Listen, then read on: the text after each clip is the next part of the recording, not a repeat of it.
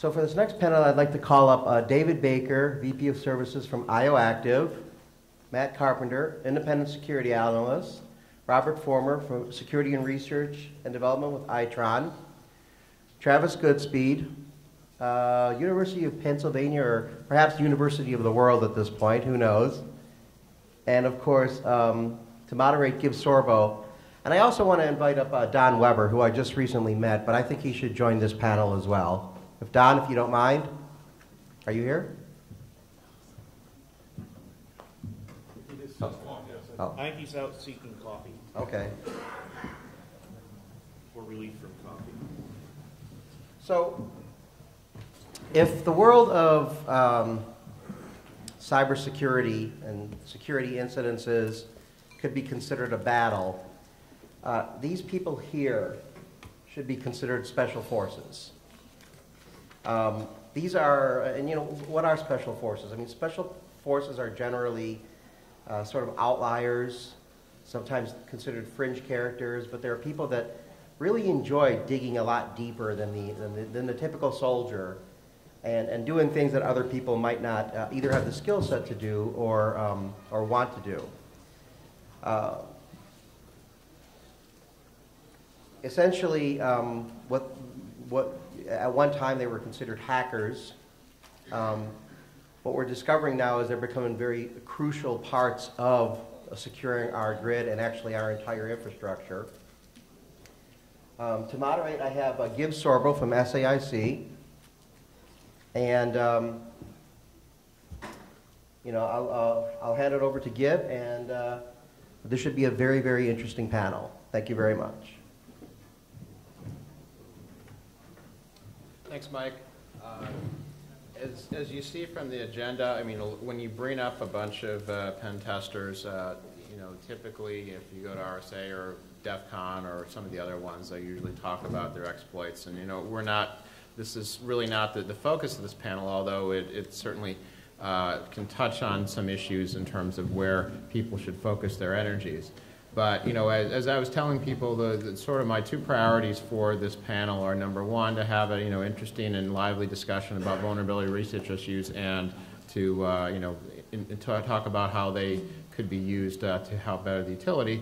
And number two, to make sure that no one in this panel either gets fired or gets turned down from any of their customers as a result of anything they say on this panel, since those of you who have seen other panels, and I don't know if anybody's ever gotten fired, but there's been some dicey issues with some panels when we talk about these issues, not just in the utility sector, but obviously that's part of it. And so we'll hopefully try to weigh in and maybe even help assuage some of those concerns that are causing that worry among employers and customers and so forth. So what I wanted to start out with is, if you saw some of the points that Mike had made, and we had some interesting discussion on email about some of the issues, the first one being, you know, how can pen testing help with NERC CIP, and most everybody, I think, resoundingly said no, it can't. But it can obviously in other ways, in the sense of providing assurance beyond, you know, the standard, you know, checking the box and verifying that the things are being in place. But I was wondering if maybe on the first, we'll talk a bit about, you know, some of the vulnerability research and how it can really help utilities. But obviously NERC CIP and other compliance issues are first and foremost. And maybe some of you on the panel could talk about how you manage to either help assure them when they're dealing with their auditors that, you know, some of the work you're doing is reinforcing either by showing the effectiveness of the controls or ways that you're able to support them, because obviously that's a buzzword they have to focus on, and, you know, certainly the more relevant you can be in that area. So, I mean, so Matt, did you want to comment first on that? Yeah, I believe I was one of the people who originally started off with no, it can be helpful, but after reviewing, it actually boils down to the way that you define ensure. For example, CIP 5 says you need to ensure that your stuff is within a security perimeter. What better ways to ensure that things are within a security perimeter than to attack them? Within very specific guidelines. But penetration testing forms a bottom-up approach. Where's mighty Thanos? Yeah, you mentioned this. There he is. All right. So it forms a bottom-up approach to reviewing what is. We have to have the top-down approach as well, which is actually what most conversations start off with. But ensuring is actually throughout all the SIPs. So SIP 6, ensure the implementation of physical security perimeter and program. By the way, did I mention there are many different types of penetration testing? The definition of penetration needs to be outlined first, including things like network penetration testing, physical penetration testing, the actual physical breaking into a substation and simulating an attack. Clearly, we don't want to blow things up. That was an outstanding video this morning, by the way. SIP 7. Actually, SIP 7 should be called the penetration testing SIP, because SIP 7 says that you must ensure that new and changed cyber assets do not adversely impact other systems. You must create, maintain, and implement cybersecurity tests. You must ensure that only the necessary ports and services are available throughout your network. You must ensure security patch management.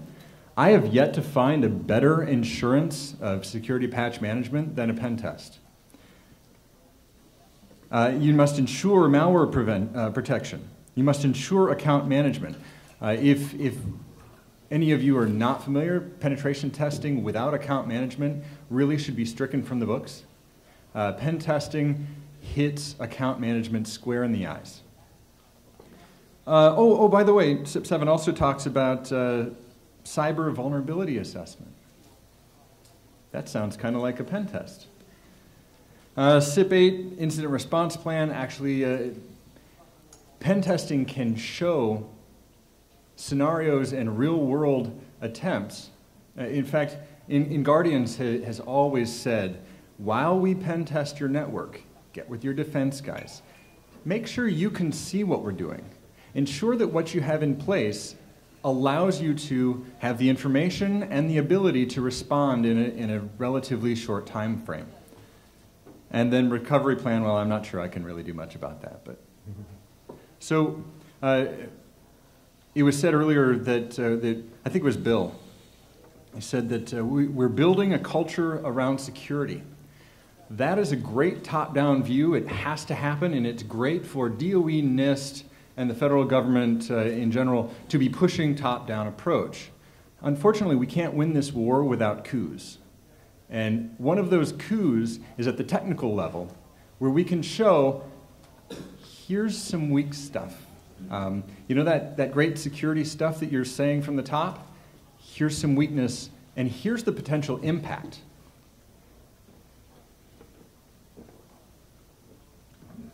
Anyone else want to comment on it? I mean, clearly, there's as Matt noted, there's a lot of ways that you can enable it. One of the challenges that we always have, when I've done pen test on the federal side, for example, with certification accreditation, and you have questions like, is the log size bigger than this, or other things like that, where it becomes, obviously, if somebody has admin access, can just look at the setting, you can determine that. Now, obviously, the setting could be set wrong, but are there other examples where, because clearly it should be, I would assume you would all agree that it should be combined with some sort of configuration audit and some other things like that you don't rely just on a pen test to say, oh, sure, you have your password set to 8 characters or more, or other things like that. Yes, you could break in and try to figure out if it's less or more, but there's sometimes more efficient ways of doing that. So are there good examples of how you've worked with a compliance team sort of hand in hand in terms of what they've done versus what you've done, and being able to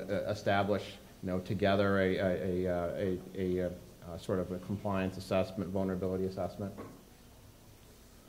Well, I think that even if you're doing a configuration management or a configuration review, a very high-level type of SIPS cyber vulnerability assessment, somewhere along the way, you have to understand that the service pack 2, or the service pack of the level of whatever OS they're running, is vulnerable. and explaining that to them without a pen test is challenging sometimes. But it's because of pen testing occurred, it's because hacks have occurred, that we know that they're vulnerable. So you have a challenging time sometimes to convince the utilities that valid vulnerabilities do exist because pen testing has occurred, hacks have occurred, and so now that stuff has now been validated. It has you know, valid numbers that are registered. People accept them. So long and short of it is pen testing needs to occur. Whether we're doing it during a cyber vulnerability assessment, it has to occur so that we can provide the utilities with valid vulnerabilities that we can assess against. Okay. Along those same lines, I know there tends to be different types of pen testers, obviously, both in terms of skill and in terms of what they go after. You have white box and black box and other things. And I know some of you, I know Travis, for example, and others have gotten in very deep, and Matt as well, and Dave, pretty much every one of you, into some very highly detailed and granular issues with respect to chips and other aspects of that, whereas you see a lot of people when they go to, you know, a SANS course or they do other things and they learn, okay, here's Metasploit, here's core impact, here are all these other things. And maybe some of you could explain what the value is to either to the utility or to an AMI vendor, for example, Itron, Robert, in terms of really digging in there, because, you know, a lot of people want to look at this pen test as a checkbox and say, oh yeah, we pen tested our network, so along with all the other compliance stuff we did, we're good. And, you know, we all know that that's probably not the case, but, you know, maybe, Robert, we can start with you in terms of what you guys have been trying to do with Itron, because it's fairly, I think, advanced compared to what people have done in the past in terms of encouraging people, bringing them in to, what sort of value do you guys get out of that process? In bringing pen testing, third-party pen testers, and ultimately an internal pen testing team to bear at Itron, the first thing we're trying to do is keep the process honest. It's easy to sit there and say, my code is impenetrable. My meter is impenetrable. We use passwords. Yeah. The value for a vendor is if we find it first, we don't ship it. If you ship vulnerabilities, it impacts the brand, it impacts the utility, and it impacts the trust of the end customer, the people who consume the electricity. And unfortunately, the technical acumen of the public when it comes to the reality of penetration opportunities isn't what it is in this room. So if I say, for example, Travis found a pseudo-random number generator vulnerability some time ago, and there were a number of people who don't have a clear understanding of how security really works, who basically set their hair on fire and ran around the village square like idiots.